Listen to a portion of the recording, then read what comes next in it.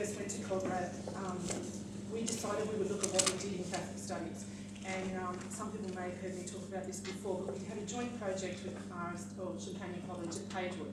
And we looked at how we could introduce this notion of scripture, gospel, leadership, servant leadership, lots of the things. We sat down and we brainstormed what were the things that we thought young people might need to know as we moved on. So our model is slightly different. We don't teach one unit, we teach a mix-up of all the units, or not all the units, of specific units. So our project we call Innovation for Animation. How can we animate young people to do the things that John was talking about? We have 5 units that we teach. The unit that I'm going to speak about today is Beginner's Guide to Service Learning. And that unit in itself is 15 weeks, so we do it over a term and a half. And there's really a third one up there. Being Catholic, we spread across all the units. Predominantly, this unit is a unit where we look at mission, leadership and ministry, and we group together justice and compassion. These are some of the things that we talk about in that unit.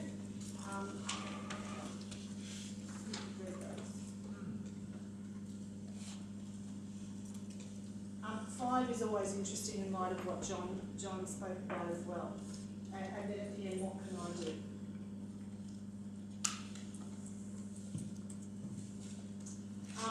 And how do we meet the syllabus outcomes? Probably like all of you do, I don't think anything we do is different. We have our RE programs, our Catholic Studies programs, we have our community service programs, and as I was listening to John, I thought I've left out a whole lot of things. Our engagement with parish, our youth ministry, we have lots of things, including our college retreat program. And some of the outcomes, we're very lucky. We have one senior retreat, and that happens in week 1 of term 4. So that's when we teach this particular unit, so that we can use our retreat to set up what it is we're going to teach in the classroom.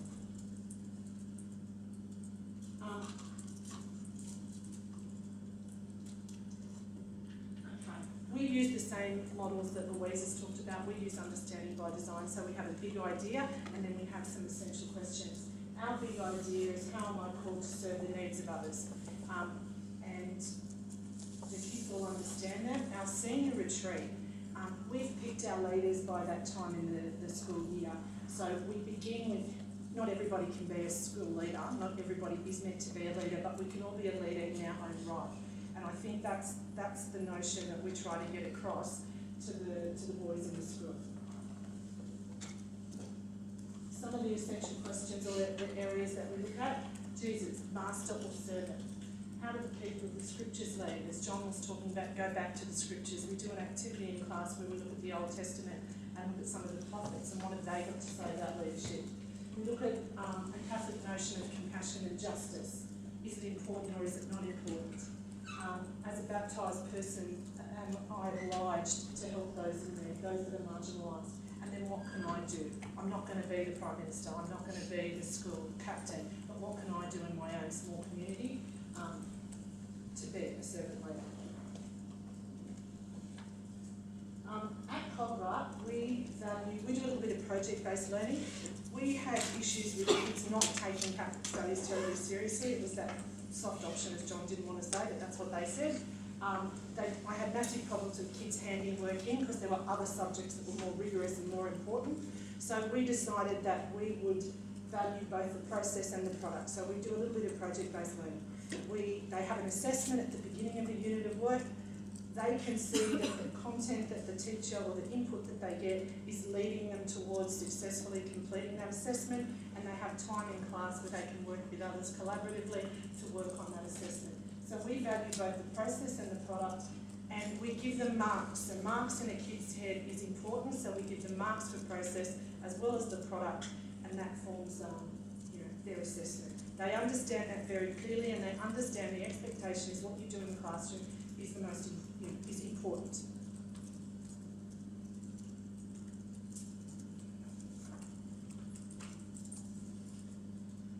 I just thought I'd give you an example of the, sorry, this was a Word document that went to Google and we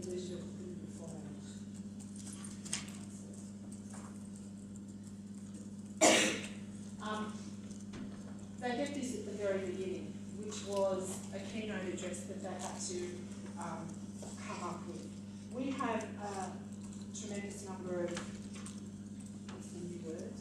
NESB kids, ELD students. So we've had a huge focus on embedding strategies for all students in the school, literacy strategies. So the task is one of creating a keynote address to be presented to the rest of the Year 12 cohort.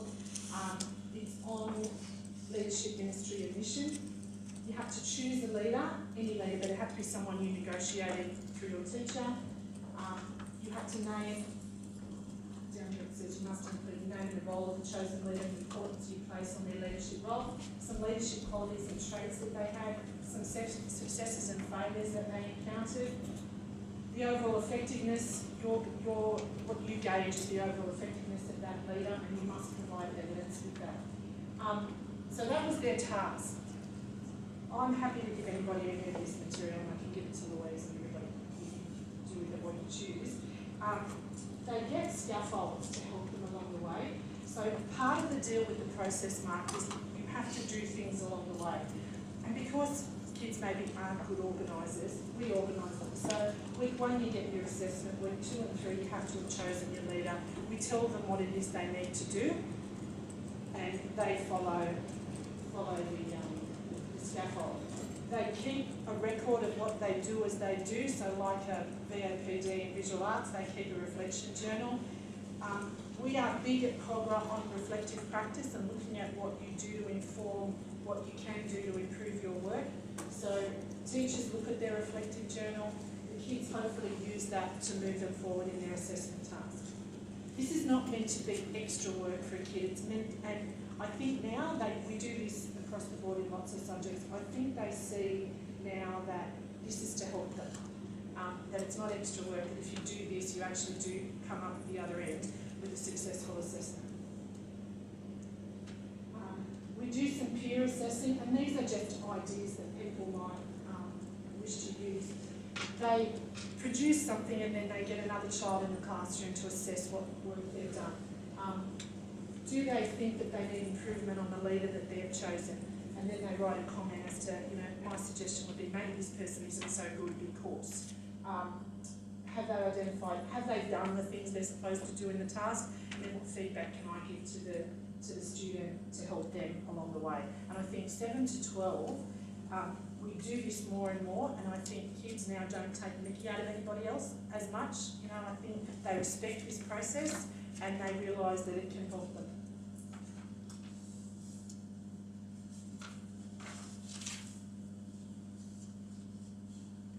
We give them a scaffold for their research, so this is where you put your notes. For some of the boys who need their tasks adjusted, we allow them to bring in the scaffold, and they do that work with our special needs staff.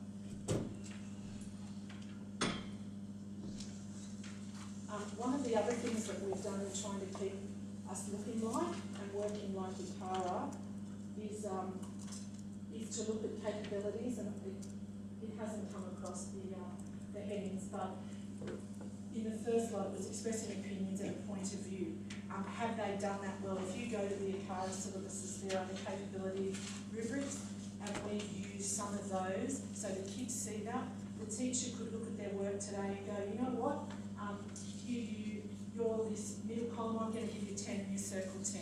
They're meant to have this booklet with them the whole time we study the unit, and then I might come back to them 3 weeks later and I might circle 19. You know what, they've improved in that area. So when they hand their task in, they hand this in with it, and the teacher has a record of having seen the child's work several times and an idea of how they've progressed. Because some of the lessons, or lots of the lessons, are with them self-directed in the classroom, and it's organised. I remember when I said this to our boss, oh my gosh, it's going to be a nightmare, all these kids doing different things and the teacher not knowing what's going on. But it's not, it's very organised.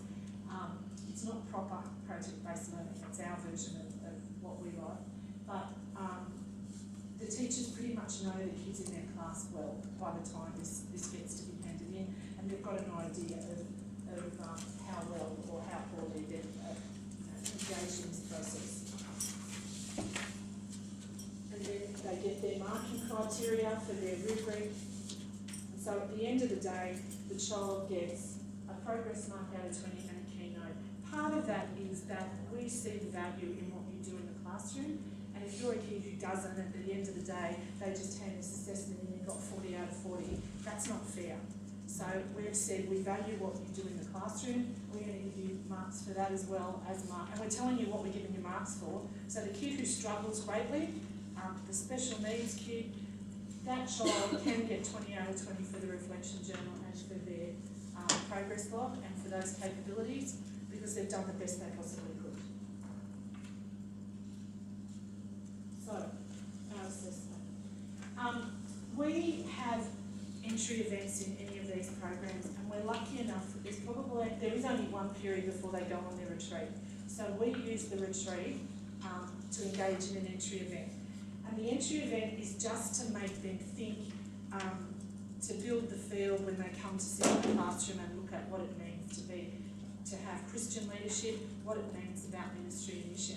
I did bring some of the things, but I don't think we've got time, but I'm happy to share them with you. We give the kids, it's called accidental leadership.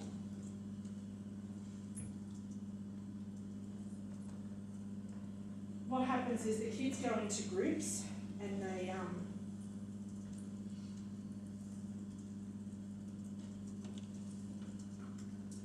go into groups, and there's a big picture of Hitler, there's a big picture of the Dalai Lama, Mother Teresa, and then another sheet that has a whole lot of pictures of Jesus in different places. And they start off with our more contemporary leaders. Each of those pictures has with it some quotes from that person, plus a bit of a history of what that person did or where that person's been. So this is done in small groups, in about groups of 10. The teacher goes with their group of kids, and in the beginning I thought, is this going to work or is this not going to work? Are they going to like this? But they quite liked the people that we had chosen, and probably now is a good time to change those people. I wouldn't stick with the same people all the time. But they knew who those people were, but maybe they didn't know a lot about them. The history kids knew about Hitler, not many of them knew about the Dalai Lama, but could recognise him. Everybody knew who Mother Teresa was.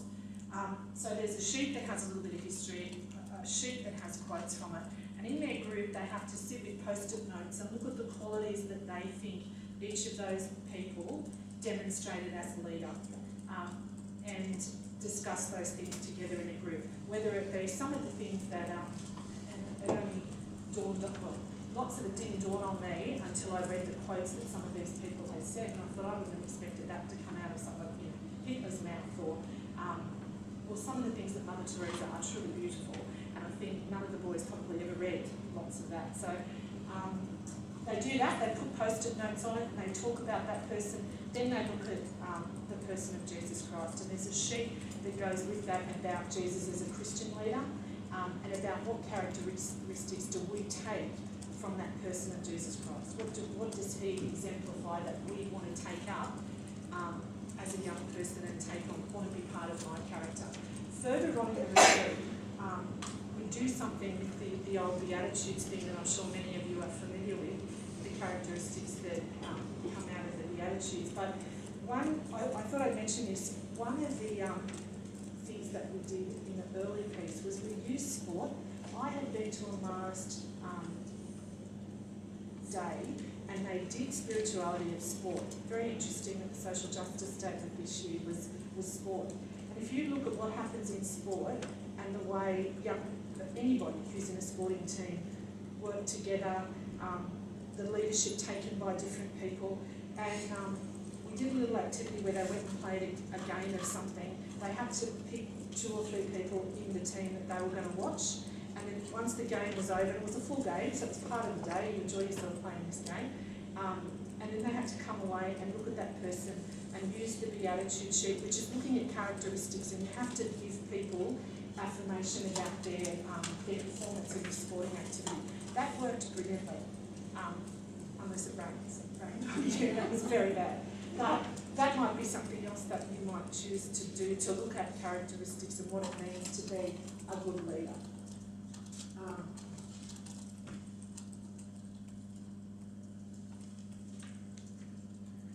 When we came back to school, we had already talked about different leaders, and we had begun people thinking, the boys thinking about what it meant to be a good leader.